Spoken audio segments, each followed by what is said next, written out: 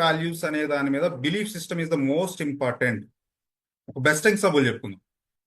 నేను జనరల్గా ఒక రాజ్యంలో ఒక రాజు రాజ్య పర్యటనకి రాత్రిపూట బయలుదేరాడు. బయలుదేరి రాజ్యంలో వెళ్తా ఉంటే ఒక రాజ్యం మొత్తం పర్యటించేశాడు, అయిపోయింది. తిరిగి రాజ్యానికి వస్తా ఉన్నాడు. ఆ రాజ్యానికి వచ్చే టైంలో తన కోటకి దగ్గరలో ఒక పొలం దగ్గర ఒక బాగా పేద ముసల ముసలాయనట్టు ఉంటారు కదా, ఒక 70 సంవత్సరాలు ఉన్నటువంటి ఒక రైతు ఆ పొలానికి కాపలా పడుతున్నాడు.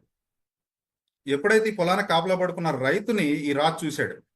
అయ్యో అయ్యో పెద్దాయన, ఏంటి నువ్వు ఇంత చలిలో ఒక వస్త్రం కూడా కప్పుకోకుండా ఇంత చలిలో ఇలా వెయిట్ చేస్తున్నావు ఏంటని చెప్పి ఆ రాజు ఆ ముసలతన్ని అడిగాడు.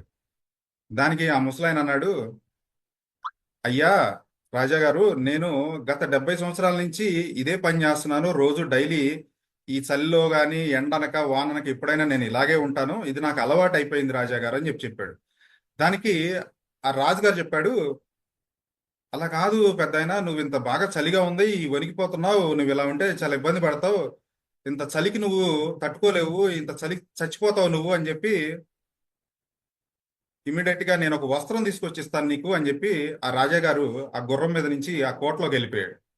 ఎప్పుడైతే ఈ కోటలోకి వెళ్ళిపోయిన రాజు తిరిగి వస్తాడని చెప్పి ఈ ఈ ముసలాయన, ఎవరైతే 70 సంవత్సరాల ముసలాయన కూడా ఎదురు చూస్తా ఉన్నాడు. గంట సేపు చూశాడు, రాజుగారు రాలా. ఇంకో గంట సేపు చూశాడు, రాజుగారు రాలా. ఆ రాజుగారు ఉదయాన్నే లేచి ఏం చేశాడు, సడన్ గా గుర్తొచ్చింది రాజుగారికి, అరే నేను రాత్రి ముసలాయనకి నేను వస్త్రం ఇస్తానని మర్చిపోయానని చెప్పి. అప్పుడేంటి, ఇమీడియట్ గా రాజు కోటలో నుంచి బయటకు వచ్చి ఆ పొలం వద్ద దగ్గరికి వచ్చి చూస్తే ఆ 70 సంవత్సరాల ఉన్న ముసలాయన చనిపోయాడు. అంటే ఈ స్టోరీలో మీరు ఒకటే ఏం గమనించావు ఇక్కడ, బిలీఫ్ సిస్టమ్.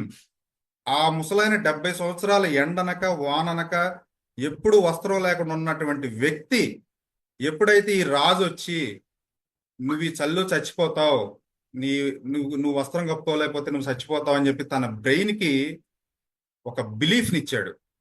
ఈ 70 సంవత్సరాలు ఉన్నటువంటి వ్యక్తి ఆ బిలీఫ్ ఇవ్వగానే ఏం చేశాడు, ఏమో రాజుగారు నాకు ఒక వస్త్రం తెచ్చిస్తాడేమో, ఒక గంట చూశాడు, మళ్ళీ ఇంకొక గంట చూశాడు. అలా అలా చూసి తనలో ఉన్న కాన్ఫిడెన్స్, సెల్ఫ్ కాన్ఫిడెన్స్ అంతా పోయి నిజంగా నేను చచ్చిపోతానేమో అని చెప్పి నిజంగానే చచ్చిపోయాడు. రైట్? అంటే ఏంటి, సెల్ఫ్ కాన్ఫిడెన్స్ ఉండాలా లేదా మనకి?